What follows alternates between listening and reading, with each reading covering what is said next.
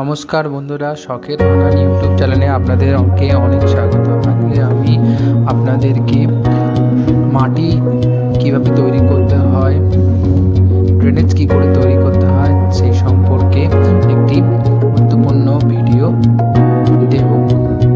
সবার আগে মাটির পাত্র বা প্লাস্টিকের পাত্র যেখানে একটি ছিদ্রগুলো থাকে ড্রেনেজের, সেই ছিদ্রগুলোকে গুঁড়ি দিয়ে বন্ধ করে দেবেন যাতে এর ভিতরে মাটি গিয়ে জমে ড্রেনেজ বন্ধ করে না দেয়। ঠিক এইরকমভাবে পাথর, ইট বা নুড়ি দিয়ে বন্ধ করে দেবেন। আর প্লাস্টিকের পাত্রে কিন্তু ছিদ্র বেশি করবেন, কেননা মাটির টবের গা দিয়েও বাষ্পীভূতভাবে অতিরিক্ত জল বেরোয়, কিন্তু সেটা প্লাস্টিকের টবে হয় না। এবার আমি এই মাটির একটি ছোট গামলা ভরে ভরে মাটি নিয়ে আসছি।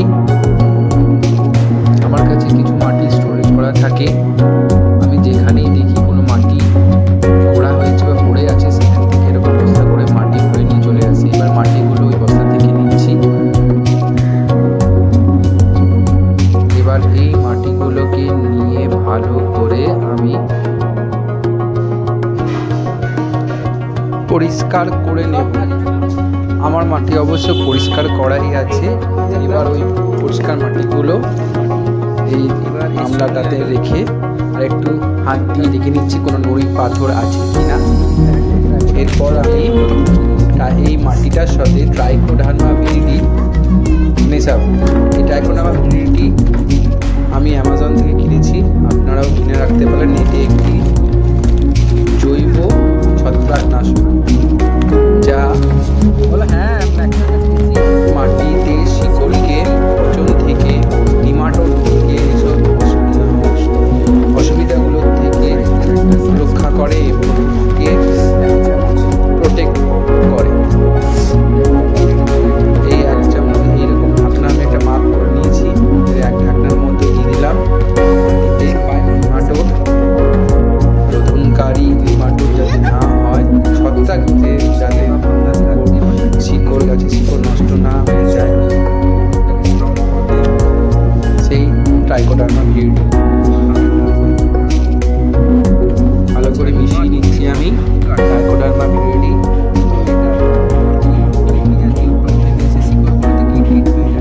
এরকমভাবে ভালো করে মাটির সঙ্গে ট্রাইকোডার্মা ভিরিডিটা মিশিয়ে নেবেন আপনারাও।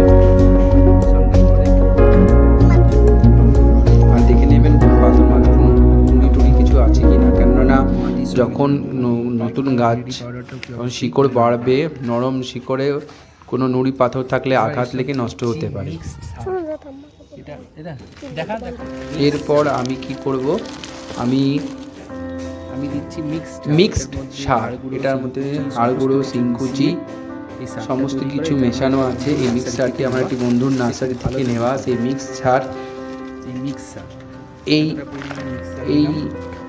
ছোট এতটা পরিমাণ মিক্সার দিলাম, বাটির সমান নিয়ে নিলাম এবং আমি মাটির সঙ্গে মিশিয়ে দিলাম। মিক্সারটা মাটির সঙ্গে মিক্সার মেশালাম। হ্যাঁ, বলে রাখি আমি আজকে মিউজিক দিয়ে দেবো। একটি হচ্ছে না মিক্সার গরমের গাছ ভালো করে মিশিয়ে দেওয়ার পর ছোট সূর্যমুখী চারা বসাচ্ছি। খুব ভালো দেখাও। মিক্সার মেশানো হয়ে গেল। এরপর আমি নেব খুব ভালো জাতের ভার্মি কম্পোস্ট, খুব ভালো মানের ভার্মি কম্পোস্ট। এটাও আমার বন্ধুর নার্সারি থেকে নেওয়া। এই ভার্মি কম্পোস্টটাও আমি এই মাটিটার সঙ্গে মিশিয়ে দেবো। ওই পরিমাণ আমি মাটি মিশিয়ে নিচ্ছি। ওই মাটির সাথে ওই একই পরিমাণ ভার্মি কম্পোস্টটা আমি মিশিয়ে নিলাম। দেখুন এবার এই যে নুড়িগুলো দিয়ে প্লাস্টিকের টবের বন্ধ করে দিই, যে হোলসগুলো আছে না করলে সেই হোলগুলো আবার একটু ভালো করে নুড়ি পাথর ড্রেনেজের টুকরো দিয়ে বন্ধ করে দেব।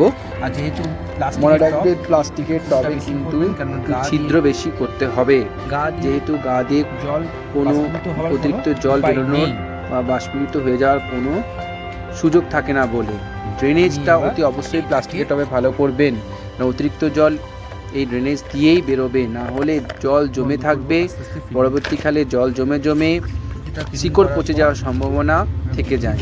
এবার মাটি সারের মিশ্রণটাকে দিয়ে দিয়ে থেপে থেপে লেয়ার বাই লেয়ার আমি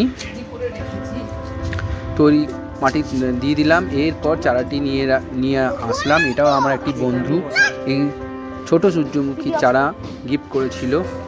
আমি একটা চারা নিয়ে এলাম। এবার ওই টবের মধ্যে মাঝখান করে বসিয়ে দিচ্ছি। শুকনো পাতাগুলোকে আমি কেটে এরপর ধীরে ধীরে মাটি দিয়ে এটাকে ফিল করে দেবো। হ্যাঁ, যেগুলো একটুখানি নেতিয়ে গেছে এবং পুরনো হয়ে গেছে সেই পাতাগুলো চারা গাছটার থেকে আমি ছিঁড়ে দেব। এরপর মাটি দিয়ে দিয়ে ধীরে ধীরে ধীরে ধীরে আমি টবটাকে ভর্তি করে দেব। দেখুন আমি কিভাবে ভর্তি করছি, এরকমভাবে আপনারা ভর্তি করবেন। একটু চারিদিক দিয়ে সুন্দর করে ঘুরিয়ে ঘুরিয়ে মাটির স্তর দিয়ে দিয়ে মাটি দিয়ে দিয়ে ভর্তি করে দেব। একটুখানি ঠুকে দেবো যাহাতে কোনো গ্যাপিং ফ্যাপিং না থাকে। একটুখানি জায়গা রাখবো যেটা জল দেওয়ার জন্য, আর একটু জায়গা ছেড়ে দেবেন, কেননা জল দিতে হবে। একটু জায়গা অতি অবশ্যই ছেড়ে দিতে হবে, কিনারার একটু জায়গা ছেড়ে দিতে হবে। পুরোটা একদম ভর্তি করে একদম কানায় কানায় মাটি দিয়ে দেবেন না। বাস হয়ে গেল চারাটাকে প্রতিস্থাপন করা, ছোট সূর্যমুখীর চারা। এরপর গাছটা কিরকম থাকে পরে আপনাদের আপডেট দেব। এবারে আমি জল দিয়ে দেব, ভালো করে জল দিয়ে দেবেন এবং ওভারফ্লো করিয়ে দেবেন।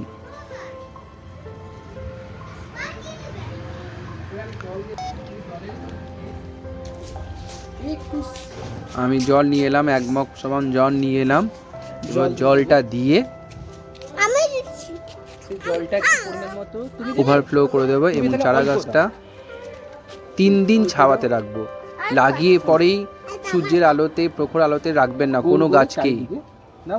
3 দিন পর গাছটা যখন একটু নিজেকে মানিয়ে নিতে পারবে পরিবেশের সঙ্গে, একটুখানি সোজা হয়ে যাবে, তখন এটাকে আমি বুঝে শুনে দেখে পরিস্থিতি না হলে একদিন আরও 1-2 দিন বেশি দিন ছাওয়াতে রাখবো। তারপর এটাকে আমি ডাইরেক্ট সানলাইটে রেখে দেবো, কেন সূর্যমুখী গাছ ফুল সানলাইটেই ভালো হয়। এটার কোনো সেমি ফেডের কোনো দরকার হয় না। এখন আমি এরকমভাবে গাছের তলায় সেমি শেডেই রেখে দেবো 3 দিন।